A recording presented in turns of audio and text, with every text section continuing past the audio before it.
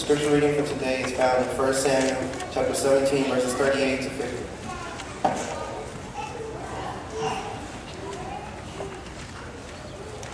Verse 38. Then Saul dressed David in his own tunic.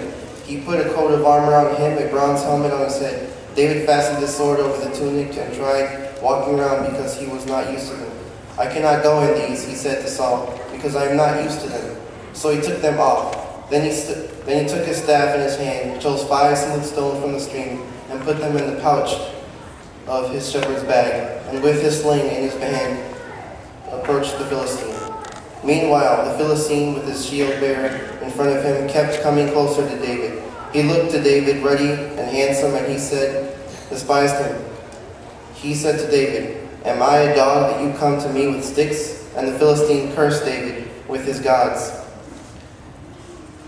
"Come here," he said, "and I'll give your flesh to the birds of the air and the beasts of the field."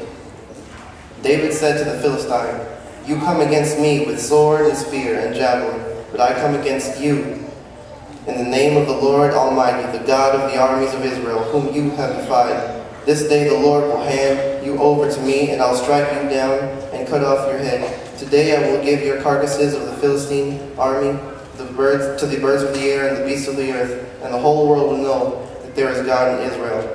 All those gathered here will know that it is not by the sword nor spear that the Lord saves, for the battle is the Lord's, and he will give all of you into our hands." As the Philistine moved closer to attack him, David ran quickly toward the battle line to meet him. Reaching into his bag, taking out a stone, he slung it and struck the Philistine in the forehead. The stone sank into his forehead, and he fell face down to the ground. So David triumphed over the Philistine with a sling and a stone. Without a sword in his hand, he struck the Philistine and killed him.